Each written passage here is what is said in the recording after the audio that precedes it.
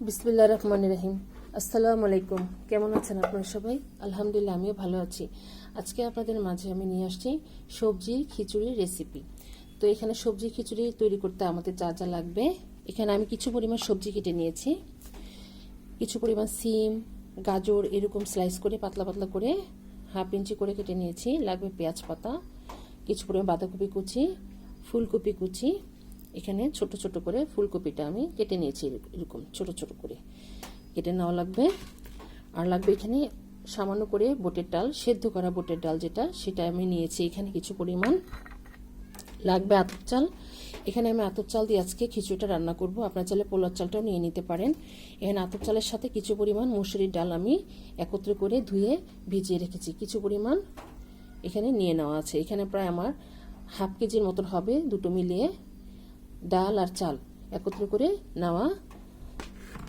আর লাগবে এখানে পেঁয়াজ কুচি, কাঁচামরিচ, 1 চামচ পরিমাণ ভরে আদা রসুন বাটা, আধা চামচ পরিমাণ জিরার গুঁড়ো, আধা চামচ পরিমাণ গরম মশলার গুঁড়ো, 1 চামচ ভরে লাল মরিচের গুঁড়ো, 1 চামচ ভরে হলুদের গুঁড়ো, 1 চামচ ভরে ধনিয়ার গুঁড়ো, স্বাদ মতন লবণ নেওয়া আছে। লাগবে এখানে পোলাওর পাতা, এই যে দেখুন, এই যে এরকম পোলাওর পাতা লাগবে আমাদের। আর এখানে দারুচিনি আছে, আর তেজপাতা, আর একটি এলাচি আছে। তাহলে চলুন আমরা আপনাদেরকে খিচুড়িটা তৈরি করে দেখাই। এখন আমি চুলোর কাছে চলে আসছি, জালটা জ্বালিয়ে দিয়েছি। এখন এতে কিছু পরিমাণ তেল দিয়ে দিব। বিসমিল্লাহির রহমানির রহিম।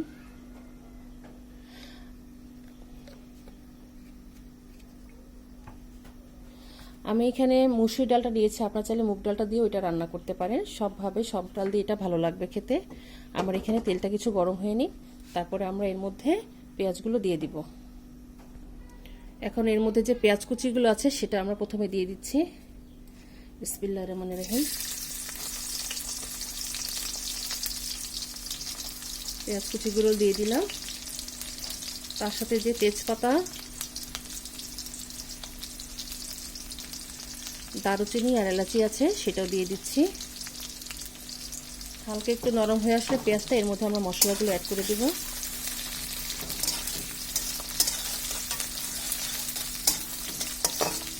পেঁয়াজটা বেশি লাল হওয়ার প্রয়োজন নেই, একটু নরম হয়ে আসলে এর মধ্যে আমরা মশলাগুলো অ্যাড করে দেব। আমাদের পেঁয়াজটা প্রায় নরম হয়ে আসছে। এখন এর মধ্যে সামান্য করে পানি দিয়ে দিব মশলা কষানোর জন্য।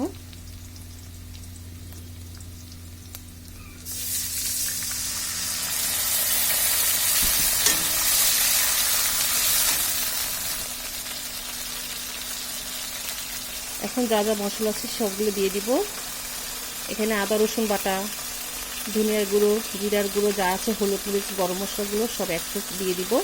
আমাদের যে পোলার পাতা আর কাঁচামরিচ আছে সেটা আমরা পরে দেবো এর মধ্যে। সব মশলাগুলো আমি অ্যাড করে দিচ্ছি এর মধ্যে।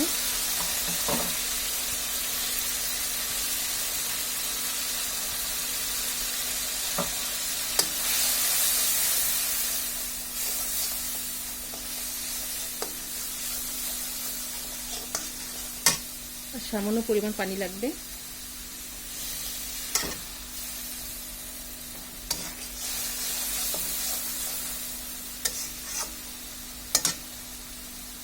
আমাদের মশলাটি প্রায় কষানো হয়ে আসছে। এখন এর মধ্যে যে সবজিগুলো কাটা আছে সেটা দিয়ে দিব। এই যে কাটা সবজিগুলো সব একত্র করে এর মধ্যে দিয়ে দিব। পেঁয়াজ পাতা যেটা আছে সেটা আমরা পরে দেব। গাজর, সিম, ফুলকপি, বাঁধাকপি সব একত্রে এর মধ্যে এখন দিয়ে দেব। বিসমিল্লাহির রহমানির রহিম।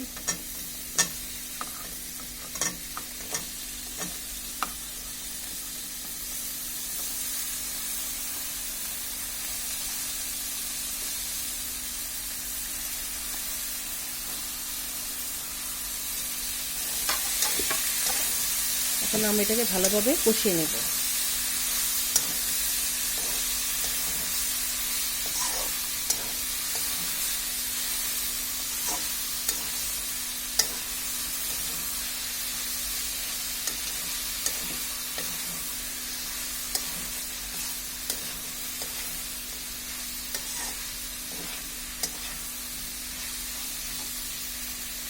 এখন এটাকে ভালোভাবে আমরা কষিয়ে নেব এখন কিছুক্ষণ। আমাদের ভাজিটা প্রায় কষানো হয়ে গিয়েছে। এখন এর মধ্যে যে বুটের ডালটা আছে সিদ্ধ করা, সেটা এর মধ্যে দিয়ে দিচ্ছি।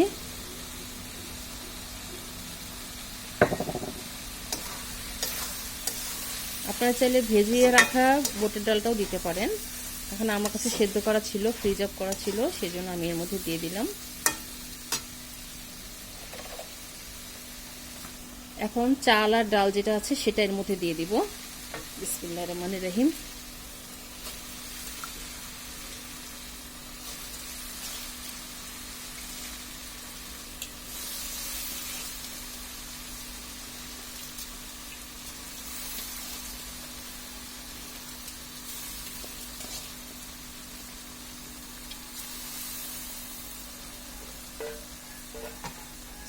ভালোভাবে নেড়েচেড়ে দিতে হবে।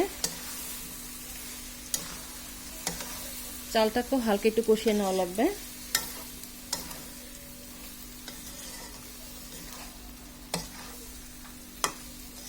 এখন সবজির সাথে একত্র করে আমি এটাকে ভালোভাবে কষিয়ে নেব।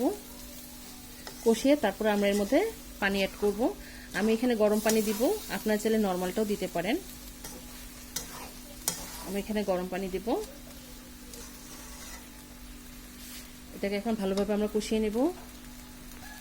আমাদের চালটি প্রায় কষানো হয়ে গিয়েছে। এখন আমি এর মধ্যে পানি অ্যাড করে দিচ্ছি। বিসমিল্লাহির রহমানির রহিম।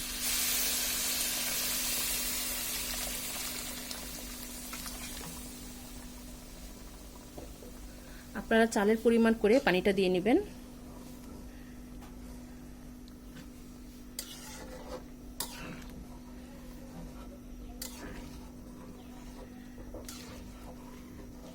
এটাকে ভালোভাবে নেড়েচেড়ে দিচ্ছি। এই যে দেখুন, আমি এই পরিমাণ পানি দিয়েছি। এখন আমরা এর মধ্যে যে কাঁচামরিচগুলো আছে সেটা এর মধ্যে দিয়ে দিব। দিয়ে আবার ভালোভাবে নেড়ে দিব। এটা বলক চলে আসছে। এখন আমরা এটাকে কিছুক্ষণ ঢেকে দেব। আমাদের চুলার আঁচটা হাই আছে। এটা যখন ভালোভাবে বলক চলে আসবে তারপর আমরা এটাকে লো হিটে করে দিব। তাহলে বলক আসা পর্যন্ত আমরা অপেক্ষা করি। আমরা আবার চুলার কাছে চলে আসলাম। এই দেখুন বলক চলে আসছে। একটু ভালোভাবে নেড়ে দেব। আমরা এই পর্যায়ে এখন লবণটা একটু চেক করে নেব, আমাদের লবণটা ঠিক হয়েছে কিনা চেক করে নিই। আমাদের লবণটা ঠিক আছে।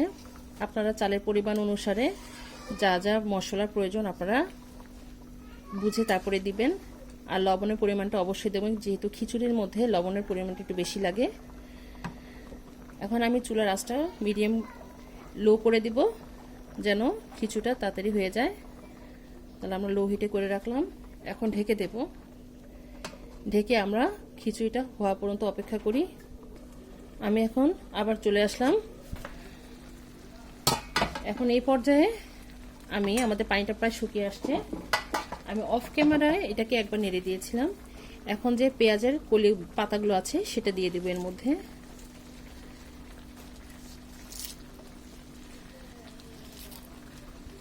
এটাকে একটু ভালোভাবে নেড়ে তারপরে আমাদের যে পোলার পাতা যেটা আছে সেটা দিয়ে দিব। আপনাদের কাছে যদি পোলার পাতা না থাকে না দিলেও চলবে, আমার কাছে যেহেতু আছে সেজন্য আমি দিচ্ছি। দিলে এটাতে আরও সেন্ট যেটা বলে ফ্লেভার সেটা আরও বেড়ে যায়, দ্বিগুণ বেড়ে যায়। এখন এটাকে আমি ভালোভাবে নেড়ে দিচ্ছি। এই যে দেখুন পানিটা প্রায় শুকিয়ে আসছে।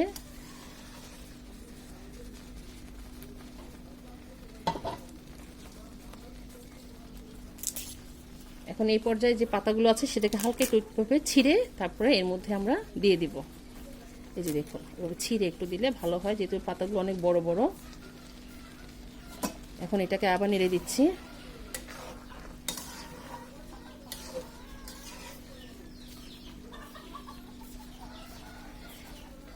পাতাটাকে এর মধ্যে মিশিয়ে দিলাম। যেহেতু এটা আতপ চাল সেজন্য এই পাতাটা দিলে পোলার যে সেন্ট বা ফ্লেভার থাকে সেটা এর সাথে ভালোভাবে মিলে যায় এবং এটা গ্রানটা অসাধারণ লাগে। তো আমি এটাকে আবার ঢেকে দিচ্ছি। তাহলে কিছুক্ষণ আমরা অপেক্ষা করি। এখন আমরা আবার দেখব এটা কি অবস্থা। আমাদের খিচুড়িটা প্রায় মাশাআল্লাহ, এই যে দেখুন পানি নেই। এটা নামানোর পর আরও ঝরঝরে হয়ে যাবে, যেহেতু এটা আতপ চাল একটু লেটা লেটা থাকবে। এই যে দেখুন আমাদের খিচুড়িটা প্রায় কমপ্লিট। চুলোর জালটা বন্ধ করে দিই, তার জন্য আমরা পরিবেশনে চলে যাই। তৈরি হয়ে গেল আমাদের মজাদার শীতকালীন সবজি খিচুড়ি রেসিপি। মাশাআল্লাহ, আলহামদুলিল্লাহ, দেখুন দেখতে কত ভালো লাগছে, এটা খেতে অসাধারণ মজা। আমি এখানে কিছু পরিমাণ শসা দিয়ে দিয়েছি। আপনারা চাইলে এটা বেগুন ভাজা, গরুর মাংস, মুরগির মাংস সব কিছুর সাথে এই খিচুড়িটা খেতে ভালো লাগে। এই খিচুড়িটা অসাধারণ, আপনারা এইভাবে তৈরি করে দেখবেন, ইনশাল্লাহ আপনাদেরটা আরও ভালো লাগবে। তো আমার এই ভুনা খিচুড়ি রেসিপিটা, সবজি খিচুড়িটা আপনাদের কাছে কেমন লেগেছে আমাদেরকে অবশ্যই কমেন্ট করে জানাবেন। আর আমার জন্য দোয়া করবেন, আমি যেন আপনাদের মাঝে আরও রেসিপি নিয়ে আসতে পারি। তো আজ এই পর্যন্তই। আপনারা যে যেখানে আছেন ভালো থাকেন, সুস্থ থাকেন। আল্লাহ হাফেজ।